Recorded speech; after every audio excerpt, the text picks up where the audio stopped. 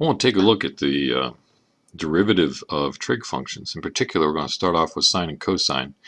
And even more in particular, I'm going to start off with this looking at it graphically. I'll do it algebraically in the next video, but I really want to point out that, first of all, we've got to realize that to draw a graph with a sine curve, it looks one way if you do it in radians, it looks another way if you do it in degrees.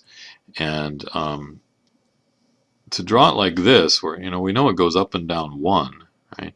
So if this is 1 and down to -1 here, how long is one period? Is this 360 degrees? Well, certainly, if this unit is 1, I haven't gone, a distance of 1 away. Actually, if this unit is 1, then here's 1, 2, 3, 4, 5, 6. I'm a little bit bigger than, right around 6.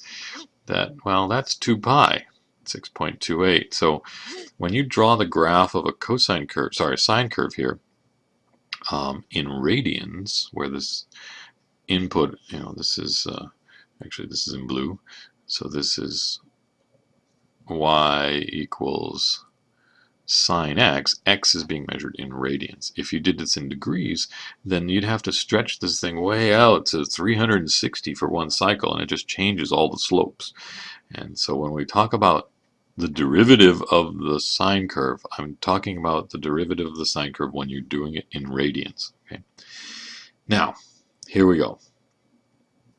In red, I'm going to do the derivative. So what I'm going to look at is I'm going to look at slopes of tangent lines. In particular, I notice that, actually I'm going to do my tangent line in purple. Right here, I notice that the tangent line is horizontal, right at the top, which means the slope of the tangent line right there is 0. So in red, I'm going to plot a 0 right there. Okay. I also notice that right down here, the slope is 0. So right there, again, I'm going to be back, my derivative curve should be at 0. Because remember, the y-coordinate of the derivative is the slope of the original function. So if I'm taking the derivative of the sine x, I'm now plotting slopes of the sine. So the slope right here is 0. So the derivative is 0. Slope right there is 0. The derivative is 0. Slope right here is 0. The derivative is 0. Okay. Now, here at the origin, it's got some positive upward slope, and I'm just kind of eyeballing it here. I've tried to fairly accurately draw this thing so that I probably should be stretched out a little bit further, because it looks like I have a period of 6 and not 6.28. But anyway, this is fairly accurate in its shape, and it looks like the slope is maybe about 1. And so let's start off at 1, and then what happens? These slopes start off at something positive. I'm guessing it's about 1, and then they get less steep, coming down to 0 right there, right? So my y values are starting off at 1 and being less positive, coming down to 0. Right? When you get to here, you have a slope of 0, and then I've got negative slopes coming down to maybe a slope of, well, by symmetry, if this was positive 1, that's probably negative 1. So the slope of negative 1 right here is going to look like that. And then I've got these negative slopes getting closer to 0 again. In fact, it gets to 0 right there. So the y values are negative, but getting closer to 0. Right? Remember, the y values of the derivative are the slopes of the original function. So now we've gotten back to a slope of 0, and then I start getting some positive slopes up to back up to a slope of 1 here. Right? And I look at, and then it's going to repeat itself, of course, because the sine curve repeats itself. Right?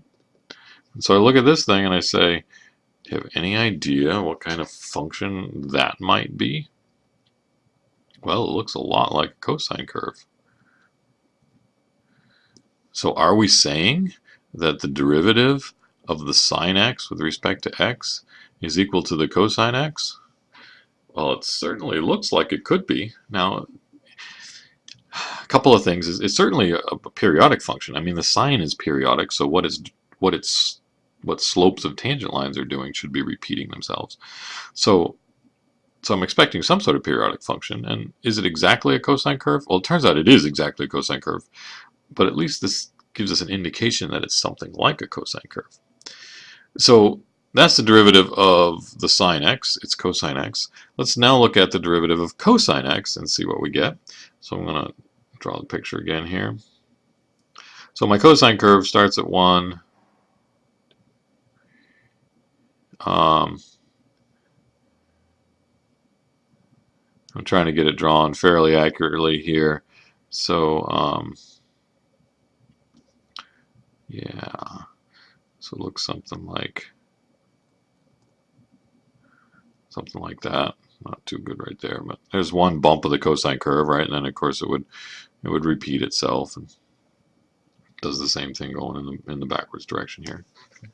So let's see.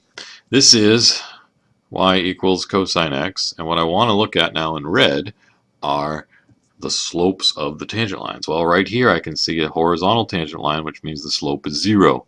Right here I can see a horizontal tangent line. The slope is 0. Right here I can see a horizontal tangent line. The slope is 0, and so on. Those are probably the easiest ones for me to see, is when you get that horizontal line that's just tangent to the curve. That's where the derivative is equal to 0. Now, what's happening in between here? Well, it looks like I have going downhill, right? So negative slopes. In fact, it gets down to maybe a slope of maybe -1 right there, right? And then still negative slopes, but coming back to a slope of 0. So still negative y values coming back up to a y value of 0.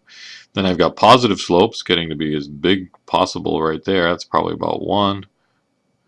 And then still positive, but coming back down to 0. So y value is still positive, but coming back down to 0. And I look at that curve and I say, does that look familiar? Well, it's not exactly a sine curve, but it's an upside down sine curve. So this is y equals minus sine x. So from that picture, I see that perhaps the derivative of the cosine x is negative sine x. And in fact, it is. This is actually the way I remember them. I can see, well, if I ever forget, it's because one of them's positive and one of them's negative. Which one is which? I look at the picture. I can see the sine curve, and I can see that the slope here starts at 1 and starts getting smaller, just like the cosine does. I can look at a cosine curve and see that the slope starts at 0 and gets smaller. That's not what the sine curve does. The sine starts at 0 and gets bigger. So this is an upside down sine curve, starting at 0, going down, and then back up again. Okay. I will prove that these, in fact, are correct using some algebra and some trig identities here. Just a moment. All right, here we go.